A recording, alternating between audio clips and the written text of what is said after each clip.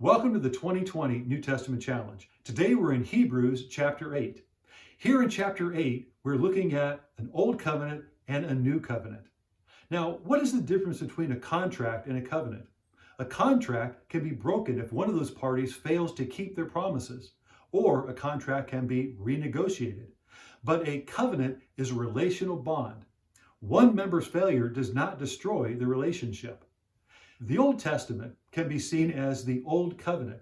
It's the record of the conditional covenant given to the nation of Israel. There were blessings in the Old Covenant, where through the obedience of Israel, then they received the blessings that God had in store through that covenant. The New Testament, or the New Covenant, is an unconditional covenant that has been made to all those who believe in the Son of God. On the night that Jesus was betrayed, as he was with his disciples in the upper room, he said, the bread, this is my body broken for you. And then he said, this is my blood of the new covenant poured out for you.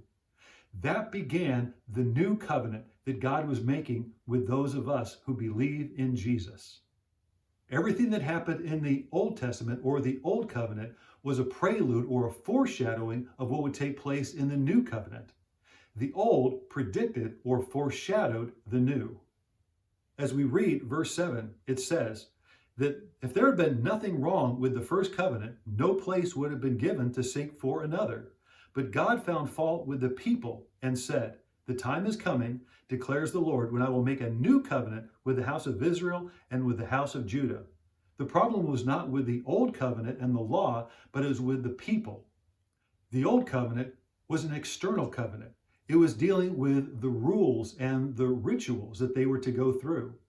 But now in the new covenant, it's internal, where it says in verse 10, I will put my laws in their minds and write them on their hearts.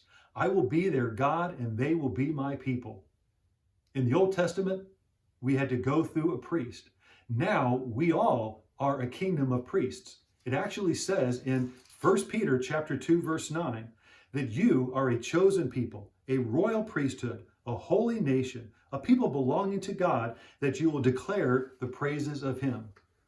And then in verse 13 it says, by calling this covenant new, he has made the first one obsolete, and was obsolete and aging will soon disappear. So the old covenant is now gone, and now the new covenant is here, where God's laws are written on our hearts. In 70 AD, Titus came and destroyed the temple.